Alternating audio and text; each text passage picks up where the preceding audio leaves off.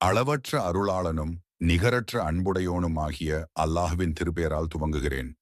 விடியற் காலையின் மீது சத்தியமாக, 10 இரவுகளின் மீது சத்தியமாக, இரட்டையின் மீதும் ஒற்றையின் மீதும் சத்தியமாக, செல்கின்ற இரவின் மீதும் சத்தியமாக, இதில் அறிவுடையோருக்கு போதுமான சத்தியம் இருக்கிறதல்லவா? உம்முடைய இறைவன் ஆது கூட்டத்தை என்ன செய்தான் என்பதை நீர் பார்க்கவில்லையா? அவர்கள் தூண்களையுடைய இரம் நகரவாசிகள். அவர்கள் போன்ற ஒரு சமுதாயம் எந்த நாடுகளிலும் படைக்கப்படவில்லை. பள்ளத்தாக்குகளில் பாறைகளை குடைந்து வசித்து வந்த சமூது கூட்டத்தையும் என்ன செய்தான் என்று பார்க்கவில்லையா? மேலும் பெரும் படைகளை கொண்ட பிரவ்னையும் இறைவன் என்ன செய்தான் என்பதை நீர் பார்க்கவில்லையா? அவர்கள் எல்லாம் நாடுகளில் வரம்பு மீறி நடந்தனர். அன்றியும் அவற்றில் குழப்பத்தை அதிகப்படுத்தினர்.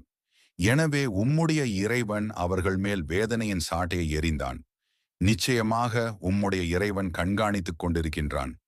ஆனால் இறைவன் மனிதனுக்கு கண்ணியப்படுத்தி பாக்கியமளித்து அவனை சோதிக்கும் போது அவன், என் இறைவன் என்னை கண்ணியப்படுத்தியுள்ளான் என்று கூறுகிறான். எனினும் அவனுடைய உணவு வசதிகளை குறைத்து அவனை சோதித்தாலோ அவன், என் இறைவன் என்னை சிறுமைப்படுத்தி விட்டான் என கூறுகின்றான். அப்படியல்ல, நீங்கள் அனாதையை கண்ணியப்படுத்துவதில்லை, ஏழைக்கு உணவளிக்குமாறு தூண்டுவதில்லை, இன்னும் பிறருடைய அனந்தர சொத்துக்களையும் சேர்த்து உண்டு வருகின்றீர்கள். இன்னும் பொருளை அளவு கடந்து பிரியத்துடன் நேசிக்கின்றீர்கள்.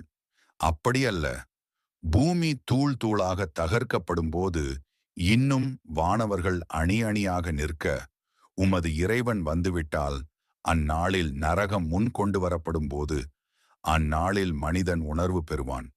அந்த நாளில் உணர்வு பெறுவதினால் அவனுக்கு என்ன பலன்? என் மறுமை வாழ்க்கைக்காக நன்மையை நான் முற்படுத்தி அனுப்பியிருக்க வேண்டுமே என்று அப்போது மனிதன் கூறுவான். ஆனால் அந்நாளில் அல்லாஹ் செய்யும் வேதனையைப் போல் வேறு எவனும் வேதனை செய்ய மாட்டான். மேலும் அவன் கட்டுவது போல் வேறு எவனும் கட்டமாட்டான்.